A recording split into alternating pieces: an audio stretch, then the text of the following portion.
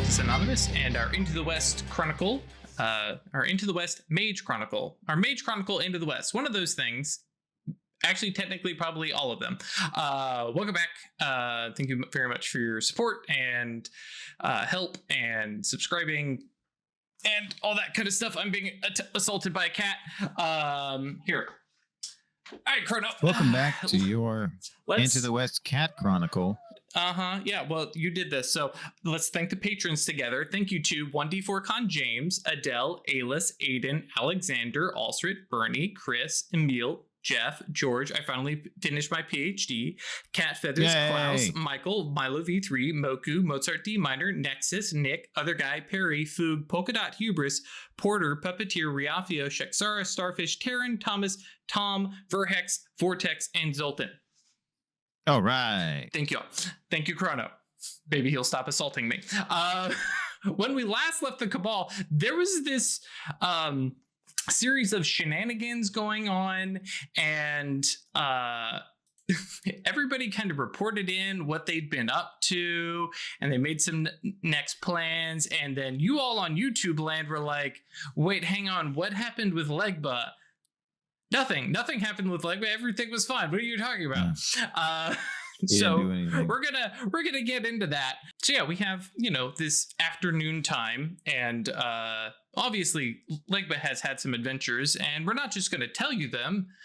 There's other stuff that Legba is up to. So it is that afternoon, after having met up with everybody, and Legba going, well, yeah, you see, there was this this challenge I made to everybody, and I experimented with summoning some spirits, some Goche, and everybody was like, oh, okay, sure, that's not going to bite us in the ass later.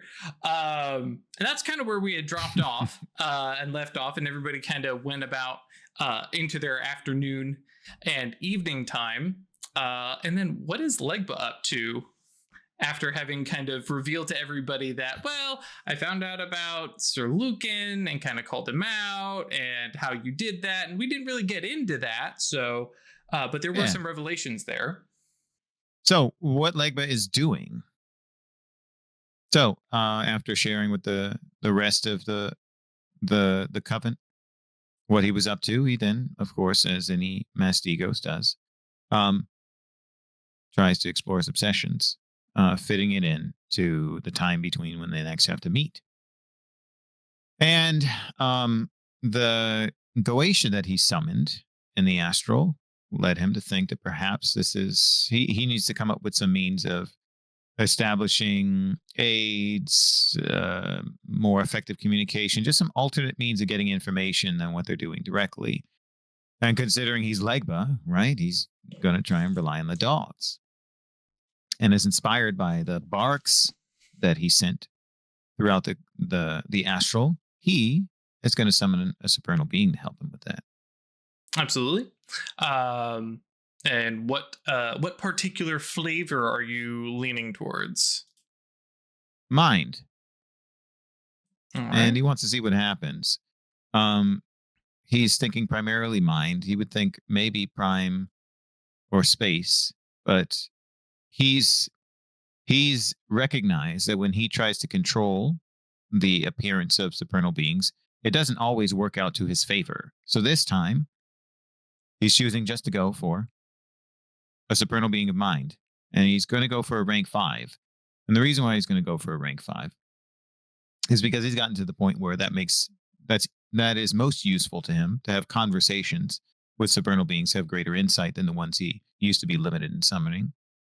Or not limited in the sense of the maximum rank, but limited in how easy it was. Also, he intends to at least describe the supernal being, giving it a name. And he thinks that based on all of the implications behind this name, considering his shadow name, the role he represents, what he's thinking of, that it might be most appropriate to summon the highest rank he can. Sure. And pulling up the summoning guide here, so that's going to be 30 successes base. Yep. And I got my notes on ways to reduce things. So. Okay, go for it. He's going to go through a ritual cleansing as he always does, bathing himself very carefully and thoroughly, and he'll do that in the mines, of course. Mm-hmm. Probably doing the summoning in He the mines. Yeah, probably doing summoning in the mines as well. He'll be taking advantage of fluent high speech. Mm-hmm. He has various items at his disposal that he can use, and so I'll make an occult roll. We can do that in a minute, and have the successes. Mm-hmm. Take those down. Then let's see. In terms of time for the entity,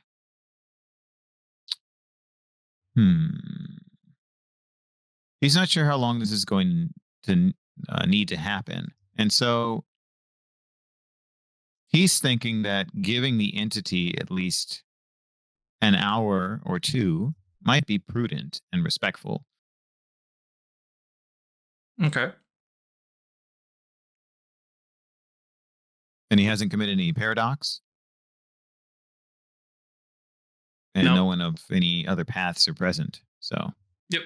Do you have that mathed out to how many successes you're going to need? Yeah. So let's see. We got 3. I got to roll the intelligence in the cult. Yep. If you'd be so kind to do that for me. Absolutely. And he'll spend a willpower to make it rote. 7.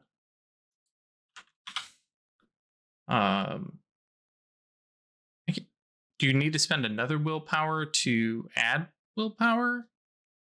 I think you can do both. I don't know if you can. Can you spend more than one willpower in a roll? Oh, that's true. I think I don't willpower. remember. I think it's a technicality, right? Yeah. I think that is the rule. You can only spend one per roll. So I've always assumed that you can only spend one. And at the end of the day, it's rote. So. Yep, rote is effectively better than the additional dice.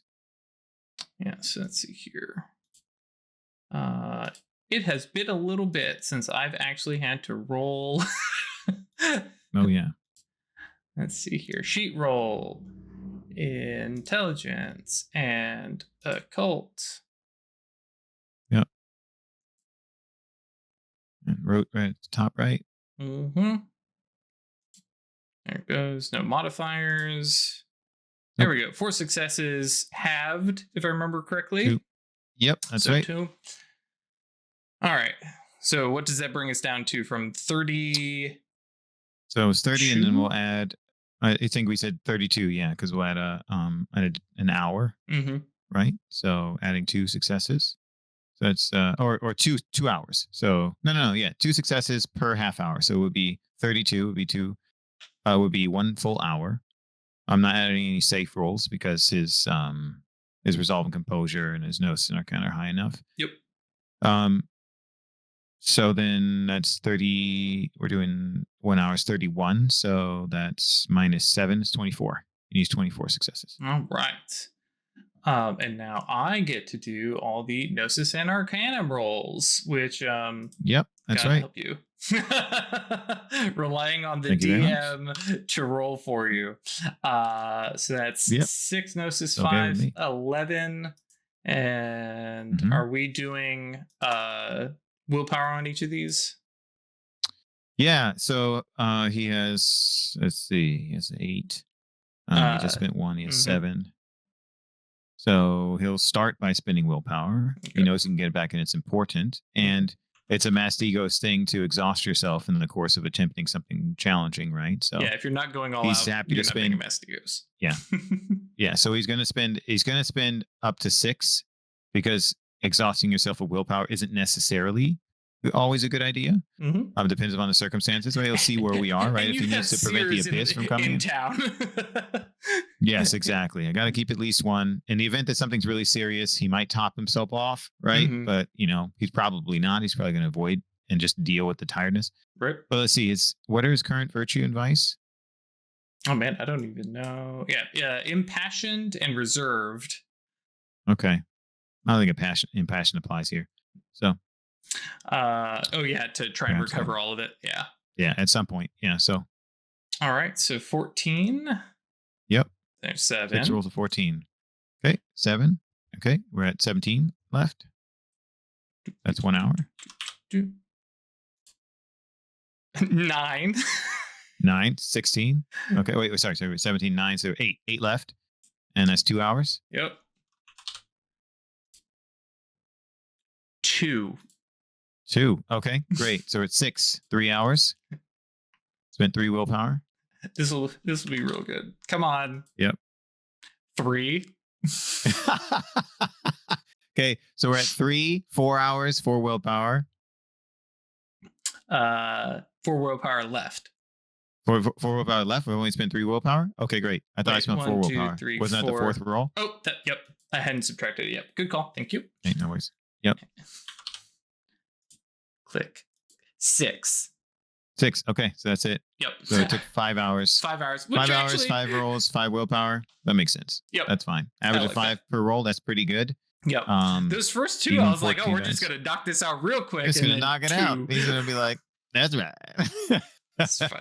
Makes more sense. And I think that was right at the threshold past which you need to start making a stamina roll, right? It's ritual spells or summonings. Oh, yeah. I'll be honest, for Legba with the profession. No, I guess you don't have the no, you do still have the performance strength performance and stuff like that. Mm-hmm. So though that is more strength and stamina necessarily, but yeah. Oh, I see what you're saying. Hard work and stuff like that. Okay. Like, you're leaning into that. Yeah. Working in the mines and all. Okay. Fair enough. Sure. So paint the picture here of like what the cave, the mine shaft looks like. Sure. With the ritual going on. He wants a place within the mines that will be resonant, and the meditation chamber isn't exactly perfect for this. That's supposed to be quiet. So part of what he's doing with did he already mention Niakis? You already brought that up? Did you ever tell everybody about Niakis yet? Yeah, okay, that's cool. That was one of the things where everybody was like, what were you doing in the astral? What were you messing with? Yeah, fair enough. Okay, so part of I think extending the reinforcing the sanctity of the mines and the way he does is expanding the places where he's doing it. So I'd like to think that he started in the main area where everybody has for so long done this, and he's spending time expanding this resonance. One way to do that is to walk in carefully as he's cleansing himself and as he's adorning the space to get to a circle. So I imagine that there are, I can't remember the precise mining term, but dead ends here or there, right, where people were mining and they stopped. Yep. And at this point, they're relatively well hewn, but some are a little coarse, which is probably appropriate for this. And he gets to one, and over the course of the 5 hours, he's chanting in high speech. He's talking and he's extolling the virtues of dogs, of barking, of all of these things, of Legba, of how the dogs have helped him. He's leaning on all kinds of different fiction and mythology that he knows, but reinforcing it, circling back around to those who bark. Those who bark aid Legba. Legba is the one who walks. Legba is the one who talks. He is aided by those who bark. And eventually it comes down to the one who barks. Legba wishes to have an audience with the one who barks. Legba wishes the aid of the one who barks. And in his mind, he's imagining the dog, right? Sure. The like canine. The supernal symbol of dog. Yes, dog. As and not envisioned by Mastigos in Pandemonium. Yes, exactly. And not like pet, like puppy, right? But like all of the elements, like loyalty, cunning, let's see, a pleasant demeanor, right? Sure. Playfulness, all of these things in Legba's mind from his experience, but not envisioning a particular animal. Just this is what a dog represents for Legba. Running around the streets, whether they're a lap dog, any kind of dog. Dogs do these things. They bark, they make sounds. Sometimes they laugh, they chuff. They do all of these things, right? They're loyal, they're cunning, they're resourceful. They know how to solve problems. And so he wishes to consult with one of them instead of them helping him, instead of he being the one to whom they report. He wants an audience with the dog that he can then request help from. Nice. The kind of turnabout fair play kind of thing. I dig that. Yes, indeed. So yeah, summoning up a supernal being of the mind is a wraith. These things are not pleasant. These things are terrifying and dangerous, and quote, the form of an image plucked from the mage's mind, commonly one that elicits trauma and fear. And so I appreciate this idea that Legba knows what he is probably going to get, but is still being like, yes, the nice dog, the friendly dog, please. That's what dogs are, yeah. Right. And what you get is, if it were Goche, you would probably pin this down as an archetype of fear of dogs. Cool. What steps out of the shadows of the mind, right, is just, it's not even a big dog, right? This is a scrawny, like, will fight you for a crumb kind of dog, right? It doesn't have rabies, but there's that like salivation looking, like it is hungry. It looks scrawny. You can see the ribs. And it's we're not into like, mistreated dog. We're just talking a dog that wants. And it steps out from the shadows, and like it looks knee high. Oh wow! Right? Oh geez! Right. It's not a huge dog or anything. It's this. That means something to Legba. Right.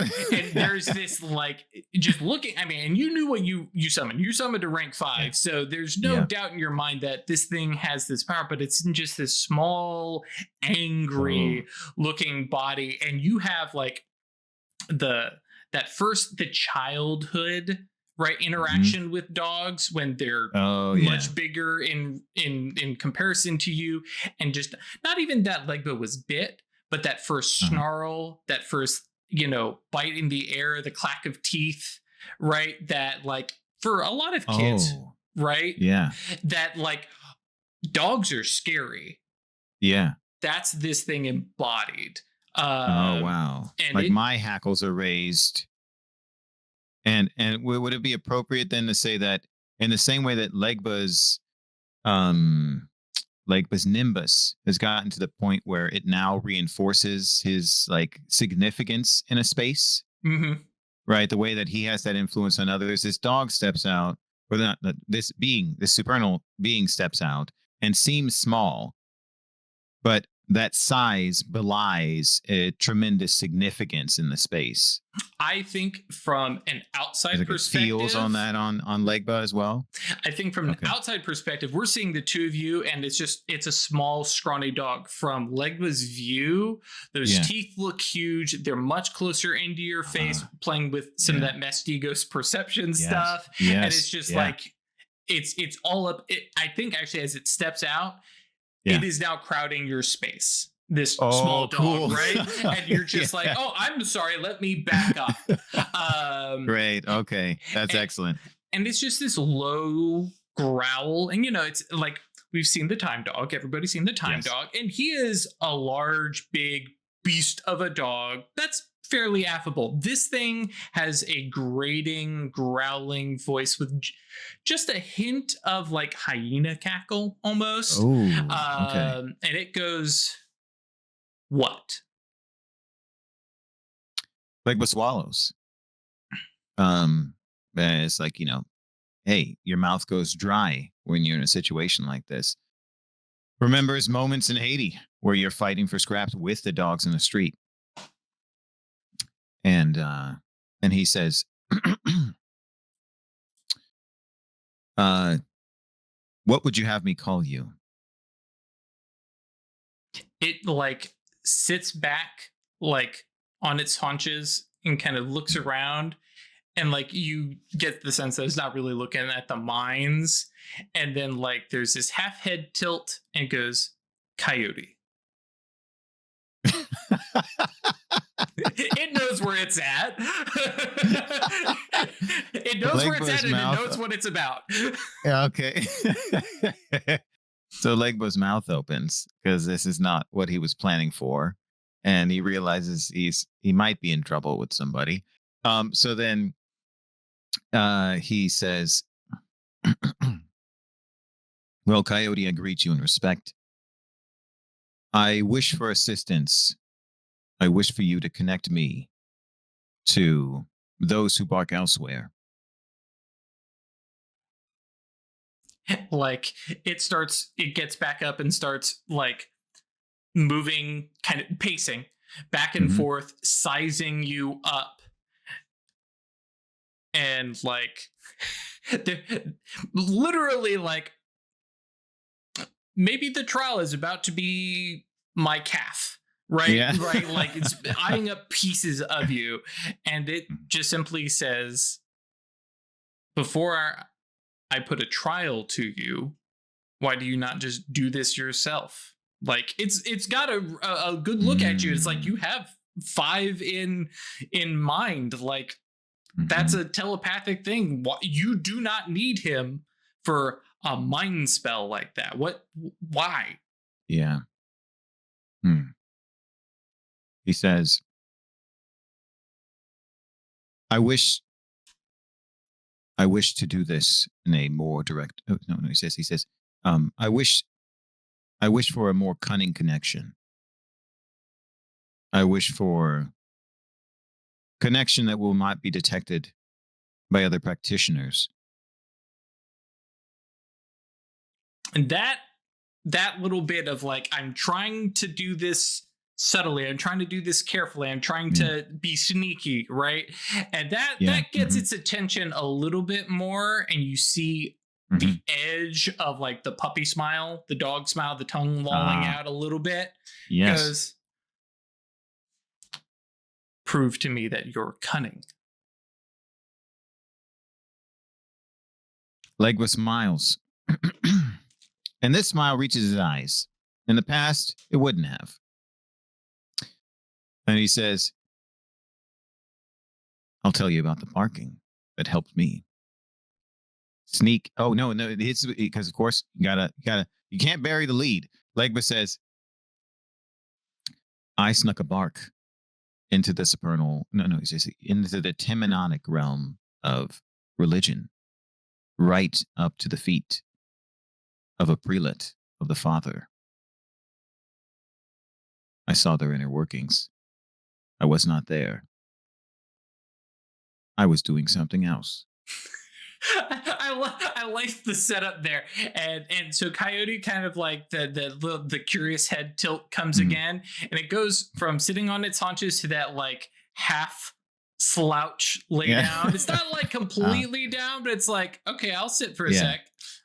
Go on. Legba says, previous night, because of the many things that have gone on here and our ongoing tete-a-tete with the seers, the serpents, I chose to confront one of them, who we've maintained a sense of respectful interaction, so I could get in more information around why one of their agents has attempted to infiltrate our mysteries. Yet, at the same time, there was something I wished to understand. I wished to understand if there was a way to use the realm of mind to influence the realm of the body. If there's a way through the astral to cause physical effects, much as the dreams of physical beings, create and maintain the integrity of the astral realms.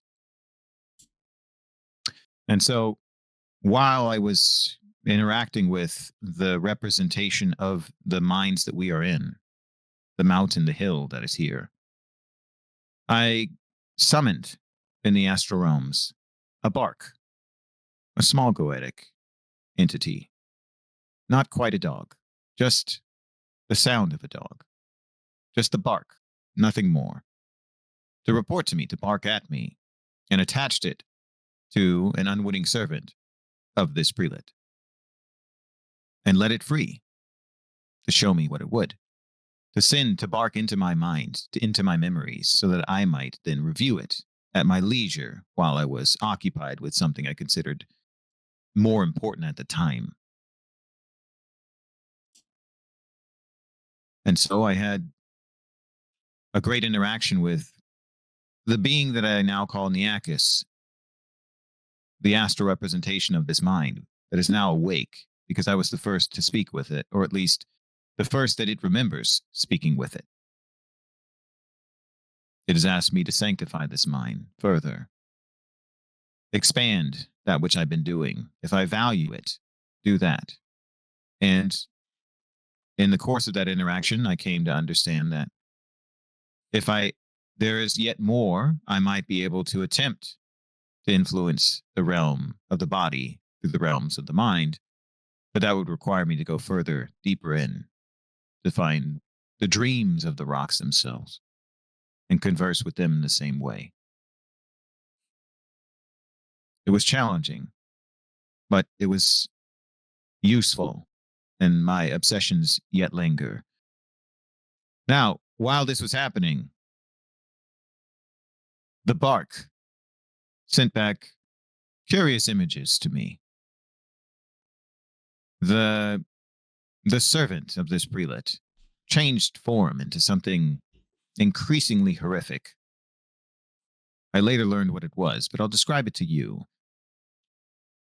A thing at first seemed well clothed, like a servant from a medieval castle, gradually becoming more tattered, covered in robes. And then Legba nods in like acknowledgement of Coyote and says, "The tattered clothing that of a waif, that one such as you would rip off in search of meat from the weak and the foolish to expose themselves thusly." The coyote like nods at the understanding of who he is. Yeah. Carry on. And this servant proceeded across the different realms that thematically connected its original place to the realm of religion. The realms that represent the Middle Ages, the realms that represent honor, knighthood, the realms that represent the church, the realms that represent servants of faith, and then, of course, directly, the realm of religion, one which I had yet to visit, despite my status. And I was alarmed to see rather oppressive elements. Yet, the most grotesque aspect was this servant had abandoned the disguise and revealed its true form, like true astral form. I'm still somewhat unsure as to what all entails its identity, its origin, how it got the way it is, but it looked like a body covered in rags, floating, limp, as though animated by some left-handed magic. And it floated up to the one who I recognized, but in different clothing, in an odd facsimile of a cassock, engrossed in some task for his horrid master. And he was surprised to see this servant approaching it, surprised to be summoned by this servant to a realm that he plays into, his sandbox. And the servant had no responses to that because, of course, the servant is but a tool. And that's when this prelate scrutinized it more and noticed the bark I had placed upon it.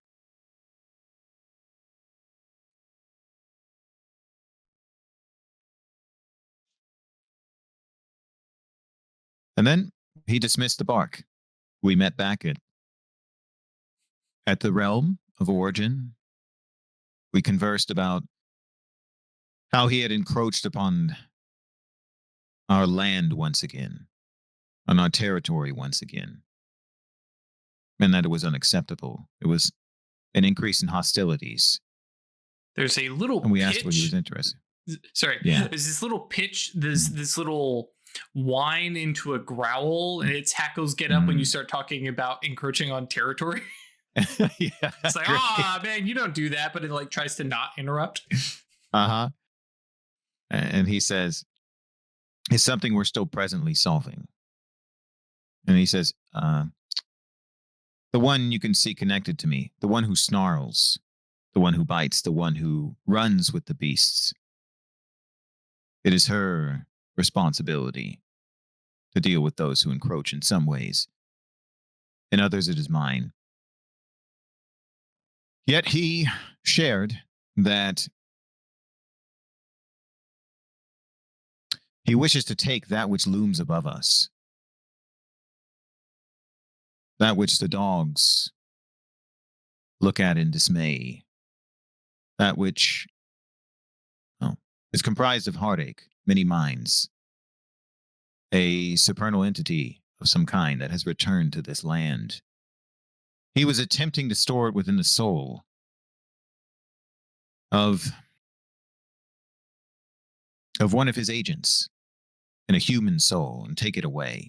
And he made an offer to us that if we were to let that happen, he would guarantee, for whatever that is worth, that his compatriots, the seers, would likely never be interested in us again. I brought that information back to my coven, and we discussed it. Of course, we're not going to let that happen. Big head nod. It's like, yeah, that's yours. Yeah, you don't give that up. Once you are chewing on a bone, especially one so mysterious, any dog that attempts to grab it from you does it at their peril. Yes.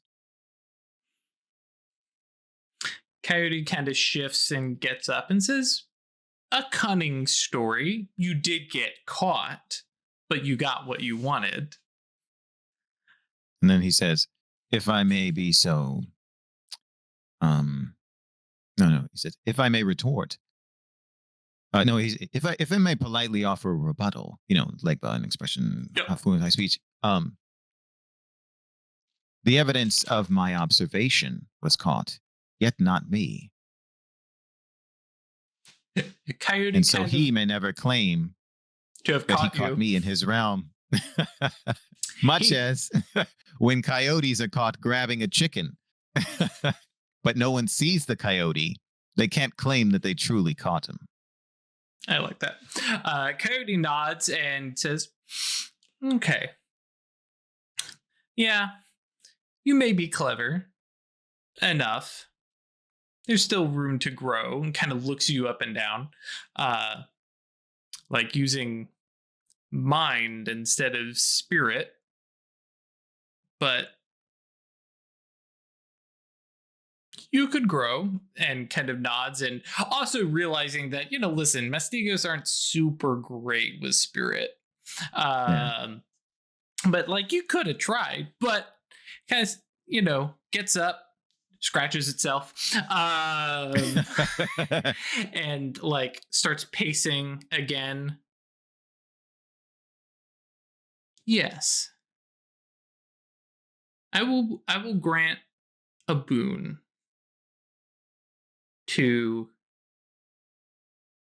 these dog friends of yours. Kind of looks around to the area, through the mines, and says, they seem to like you enough, so we'll let them decide what you get of the area, of what they know. We'll link them in a little bit more, and, well, if you really want to learn anything from them, you'll start your lessons in things that are difficult and not what you're already good at. That seems like a fitting trial. Talking to a rock in the astral, and like its head shakes, and in my mind it just kind of walks away. Like That's great. it's like, what kind of mastigos goes to the astral and be like, all these different things? I am going to talk to this really big rock.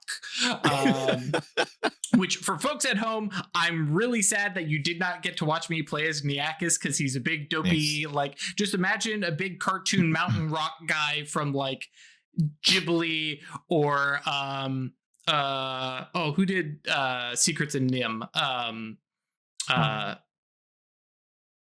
I can't remember, but yeah, just that kind of vibe of just a big dumb rock who's like, nobody's ever talked to me before.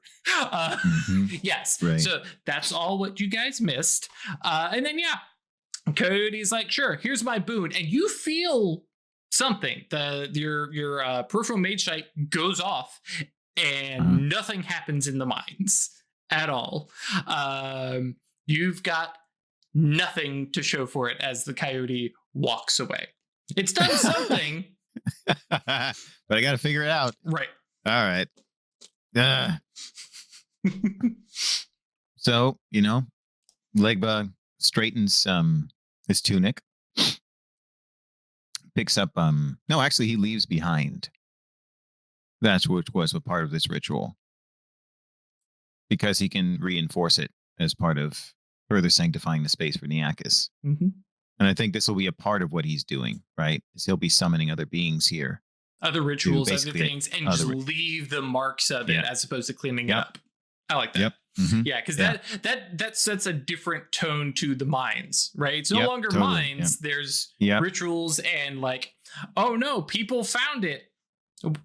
Oh, there's weird witchcraft and sorcery happening in the mines. Yep. Yes. Sure, absolutely. And I'm sure that there will be some tuning that that Cloak and Liaison Fawn do that, like emphasize that we're not talking, devil worship, right? This is an unholy activity, but this is our rituals. These are our holy instruments. These are our holy processes to help drive that home. And if people, amorous lovers sneak off into the mines or something like that. I'm having flashbacks to the Tom and Huck movie. All the kids going in with candles. Same kind of thing. And they'll find out where the safe way is, right? Mm-hmm. By the iconography, right? That's good. Follow the path of Odun, right? Yep. Like it's right there. Yep. Don't go into the dark spaces. Don't go into spaces that are unmarked. Those might be unsafe mine shafts and things like that. Exquisite. Yep. Like that. Yeah. Great. So how are you going to figure out what the coyote did for you? Of course, you did just make a deal with Coyote, so. Yeah. Crud. Okay. What does he do? First he climbs on top of the mountain. Sure. He climbs up to the top. Yep. There's a sanctum set up there, kind of steer clear of that. Yep. Actually, if you go to the very top, you will bypass it. Great. Yeah. And it's a hike and a climb, right? So this is not a place that people go up to regularly. Up here at the very, very top, where you've got some really rough and kind of jagged stuff to climb. Like if you had some good gloves and you had like a purpose like this to go up there, it's it's not too bad. But most people are like, I just want to go up there with my bare hands and casual clothing. And you put in the Mastigos effort of like, it's fine if it's a little painful, it'll teach me something kind of vibe. That's right. And get up and just you've got that great view you have, especially with your sight on the shell, right, that the imp has put up. In my mind, it's always this kind of like bubble, right? Like opalescent, the dome. Right. And so it's this very thin thing because it doesn't really do much itself to keep people out. It just keeps people from finding the way in. So it has to be this subtle little thing. Otherwise, sleepers seeing it and running into it all the time would just destroy it. So it's this very thin, careful little bubble that just distorts just a little bit. And looking about, there's okay. Open my eyes and do I see anything? I've got nothing. No new vision, no new powers, no new insight. Great. I mean, from first he's doing it directly. No, go. You can continue. I was going to say you've got for one direction the wide open plains of Colorado, the other way down into the town, the Purgatorio, and the farmlands out beyond. Yeah.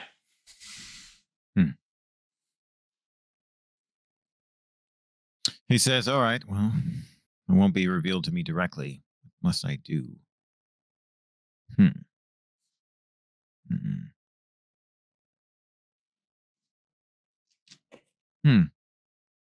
He says, he says, not as I am. Not as a third degree master. Not as Legba. At least not in the same way. He's saying this to himself, somewhat out loud. And he nods and he climbs back down the mountain and he goes home. Yeah, you got a little bit of time before sun really sets, before revival starts up again. Great. And he takes off he takes off his hat made from the olive branch that anointed his brow after the contest. He takes off the medallion of Quetzalcoatl.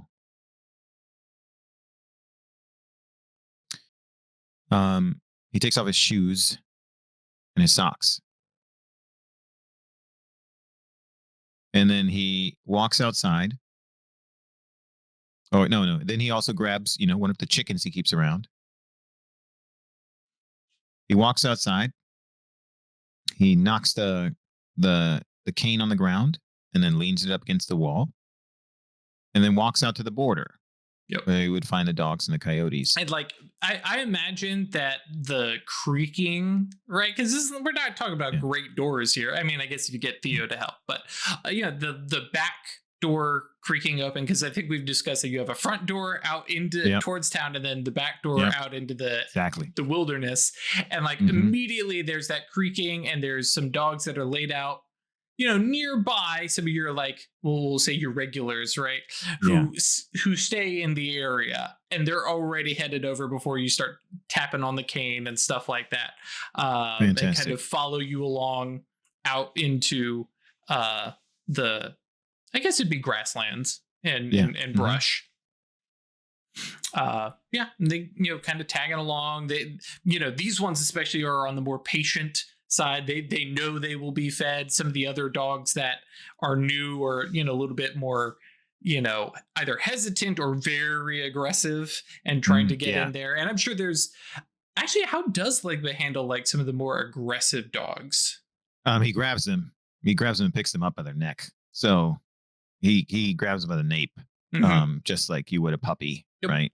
So he's willing to get bit. That's what happens, right? But I mean, that's what you do, right? You don't kick a dog. There's right? Other dogs. He's a human being. No, you want to show the dog that you're dominant. You don't hurt it, or you can, right? Snarling and stuff. But he doesn't have teeth, and he's not going to do that. And he also doesn't have life yet, right? But he grabs it, right? And he's used to using his hands and exhibiting shows of force. So he doesn't yell at the dogs, right? Just grab up and move. Yep, that's right, exactly. And you've got the other dogs, here who are whoa, barking and nipping at each other and stuff like that. So some of that correction behavior that dogs will do until you find your nice little space to sit down. It's probably is it its own ritual space of broken chicken bones and stuff like that? Yeah, I think at this point, and you know what? That's what's going to lead into. I think as you can imagine, right? Like him actually following through on what Coyote suggested and wanted. So he doesn't. I don't think Legba is putting this together, but this is what I imagine is what's organically going to happen. He's already having this kind of experience, right? He just hasn't leaned into it in arcane ways. He's chosen it to be a way to relax and step away from the shadow name in a bit, right? Be himself. And he needs to embrace it as well. Just because it's relaxing doesn't mean it can't be a part of him, right? He needs to bring it into him as well. He's been having all these emotional experiences that don't involve talking to people, right? This, leading on the path of the Theosis, right? That ecstatic experience of magic. He's been doing that without using magic other than a cane, right? But without his own magic, and thinking that's a separate thing. And that, of course, that stark division of black and white. And I do these 3 arcana, right? This thing that I'm doing, which is totally arcane, lowercase a,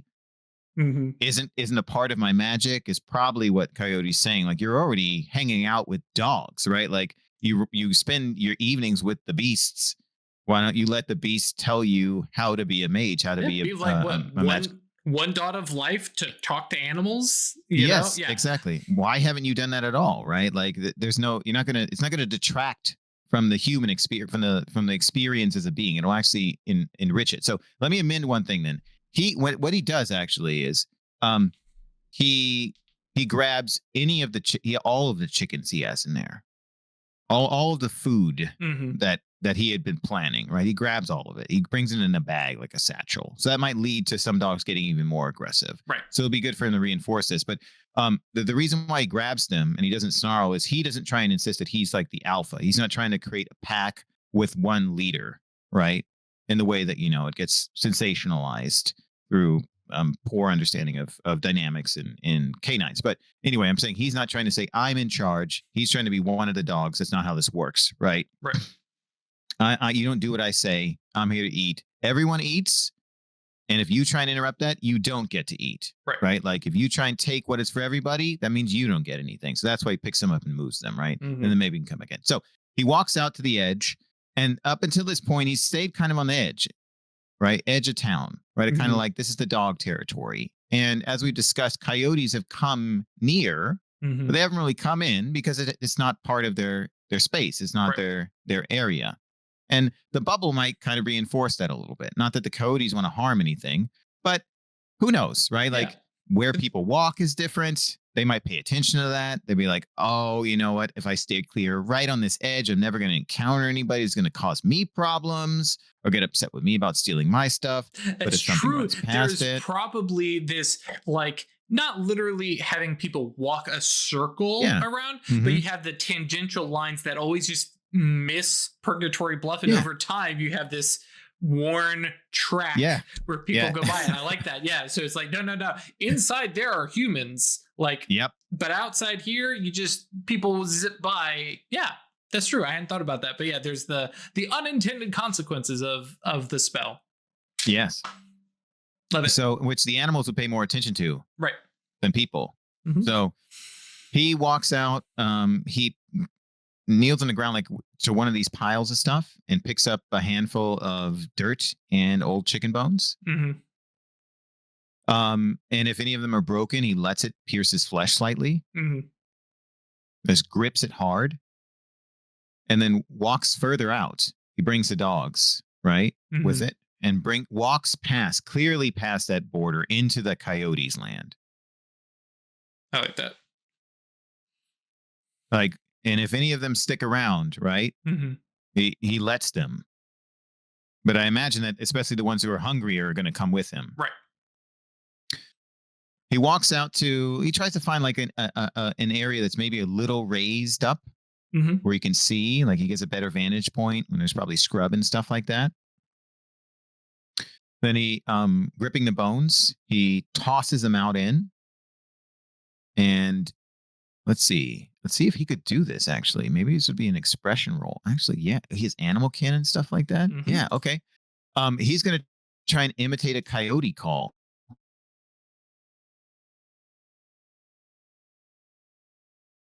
Oh, did we lose you? Nope, I'm here. Okay, so an animal kin, and what do we think? Presence. Yeah, I like that. Whatever makes sense to you. Because I was thinking, Yeah, because it He would does be have a specialty in social. canines. Does have. Mhm. Yep, and dogs. All right. And he'll spend willpower. And that'll be that's the sixth of the six he was going to spend. So I'll Mhm. leave him with one left. Perfect. 3 successes. Presence, animal Good. can 4. Yep. Having to do Yep. And math for he spent for the other magic. folks. Yep. He spends 1 mana and makes an exceptional Because because it's it's a social social. roll. I like that. Mm-hmm. Yep.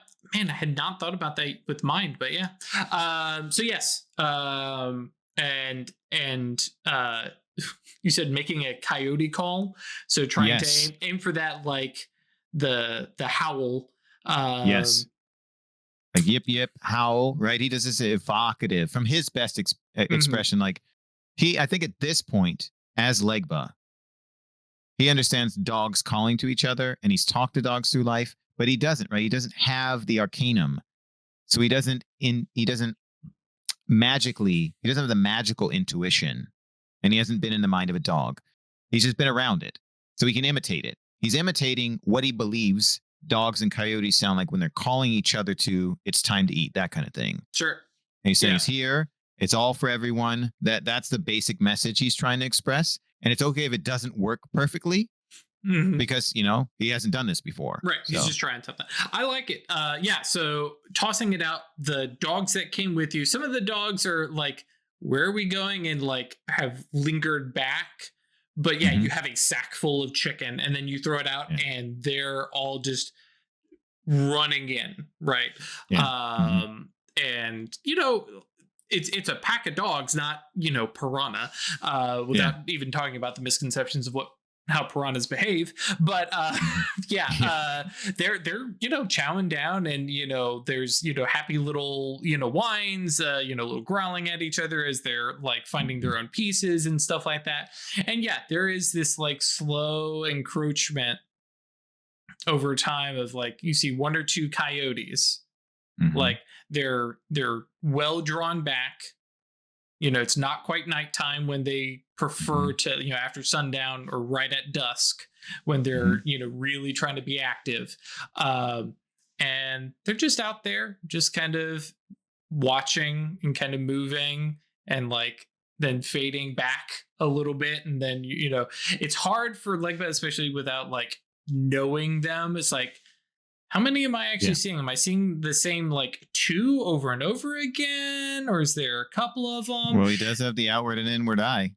That's true. Yeah. But trying to like, I guess that's true. Yeah. They're you're going to be able just to see objects the in flat. space. Yeah. Yeah, that's true. So you definitely get an idea that, you've got, 4 or 5 different coyotes who come in, check out what's going on, and then go, yeah, we're not getting into that, and kind of back away. But like, it's definitely been seen. There's a bunch of chicken. You know that they're going to pull the full on coyote scavenger thing and come through here later. Yep. But like, there's too many dogs that several outsize the coyotes and are more well fed than them. And then there's Legba. It's like, okay, we're good, but they definitely come in, check that out, make note of it, and then kind of draw back over, that's perfect. probably half an hour or so. That's great. That's how it works with animals, right? Yep. It's contact time, right? Yep. Like you just get they little see by him, little. this food. Yep, exactly. So perfect. He feels really satisfied that they have come. They didn't immediately run. They watched. Yep. And he didn't have any other expectations. They see the feast. They'll probably remember his call if he does it again. They heard him and they came. He feels like, okay, this might work. Right. Made the first step. I like that. And yeah, as the dogs kind of eat. I think especially since because is Legba even eating? Because you said that you kind of threw it out, or is Legba just threw observing? it out. Legba will walk up and he will sit on the ground, and he'll first go for the largest piece that's left. He'll then pick it up, right? And then he'll tear it in half, or no, he'll take a small piece for himself, right? He'll launch the rest of it as far as he can towards the coyotes. Gotcha. Yeah. So you see like 1 or 2 of the dogs kind of split away and chase after it, and then come running back. well, I guess, yeah, with inward, outward eye. I got to remember that whenever Legba's around, I can just do the director overhead shot. Yep. And so, yeah, we've got the dogs kind of running over to chase it, and then they find a couple coyotes who would definitely beat them to the punch, and they're like, oh, Yeah. never mind, we're good, thanks. We'll go back to where all the other chicken is. But yeah, there's like one or two coyotes who are very quietly, snarling at each other and fighting and, break apart what remains of that chicken, and making quick work of it before like separating back away. While you're observing that, while you're eating your small piece of chicken, you do see that you've got the coyotes out there doing their thing, but there's this strange behavior from the dogs that are with you, wherein they are eating very, very attentively, like on their food, and then will suddenly just stop and like head tilt and like, ears perked up as if they're hearing something, and then go back to eating. But it's not like they all hear the same thing at the same time, where they all kind of stop and listen at something in the distance and then go back. But it'll just be one of them stops and goes, huh? And then goes back to eating. And sometimes it's a head tilt, ear flip, and sometimes they're just kind of staring off into space for a second, chicken in their mouth. And then go back down. So like they're seeing stuff, hearing That's hilarious. stuff. And Legba goes, hang on. That's new.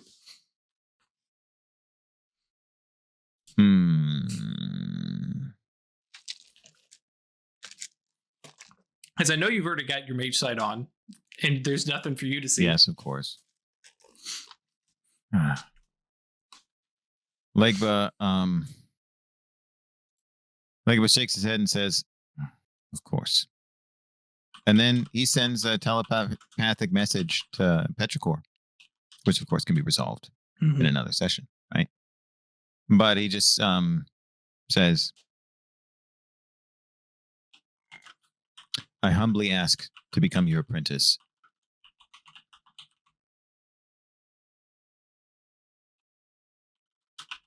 There is yet much I must see.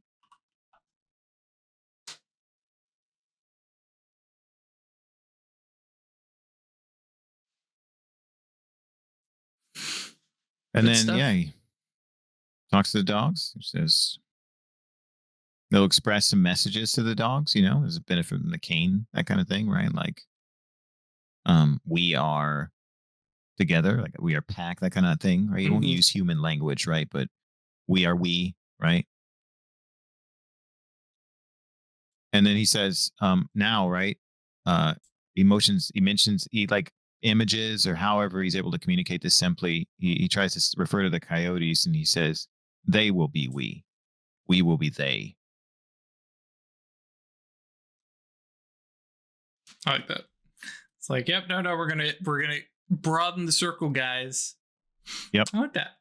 Cool. And then Legba heads home. Got a revival to attend. After they're eaten. Yes, he has a revival to attend. And so, you know what he'll do, actually? This is another thing that could be cool. Yes. All right. This will be good. In terms of creating a circle, right?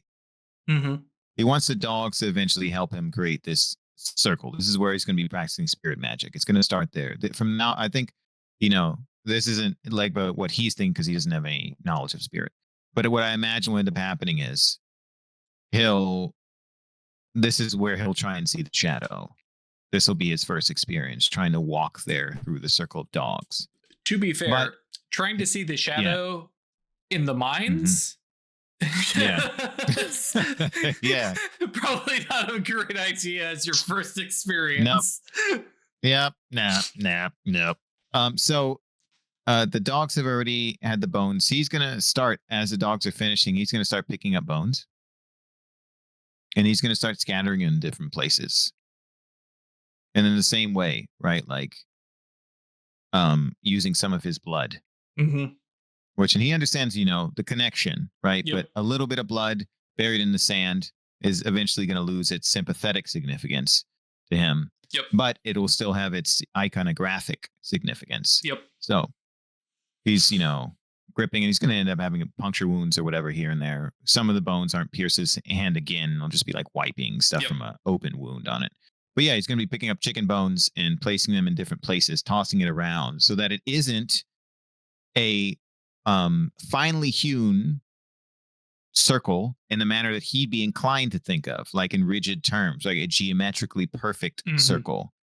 This is a circle yes, exactly, with space. Like the circle is made, right? And it is an absolutely perfect circle because it's incarnated there, right? He's tossing it out kind of random, what his arms allow him to do, where they fall, how the bushes interact with it in the sand. That's probably the limit of where the dogs move them. That's probably like the limit of his ability to stretch his comfort with like a cult iconography in this specific instance, because that still is him creating it, still applying some effort to it and directing. But he's trying to make it more haphazard. Right.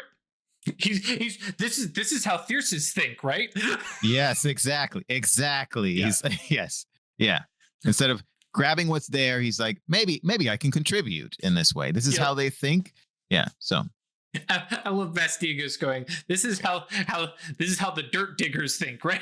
up here in the lofty realms of the mind. It's like, those guys who are talking to worms and dogs. This is how they. We love you, Theosis. It's just, Legba and I get to have Mastigos moments together every now and then. That's fine. Absolutely. Hilarious. Cool. Yeah. So mark the space, something out here beyond the bubble. It's dangerous and wild. I like that. And then, kind of wipe your hands off and trot back to town. I like that. Yeah, exactly. Good stuff. For those of you who are watching this and going, this feels a little funny, it's because we kind of talked about what was happening here. We didn't have quite the same, what do we do next? This was a lot more of Ralph and I just narratively going, we're going from here, we're going to end up here. What does Legba do? Which has been a lot more fun for these like one-off vignettes. So if any of you are like, this feels scripted, it was sort of. We knew what we were doing, and because we had to recap the episode that I totally didn't delete. Oops. So good stuff. Also, this episode was recorded after the next episode, so we also had to be very careful about what we said, because let me tell you what, next episode's a doozy, so have fun. All right, cool. If you want to join us on Discord, that's www.yeetinto.space, and if you want to support us on Patreon, that's www.staylucky.club. We thank you all very much for your support and appreciate you with us. And Ralph, thank you for having fun and being up for another reshoot, and you had a great idea to how to link this all up together. So thank you for that, and we'll see you on the next episode. All bye. See you next time.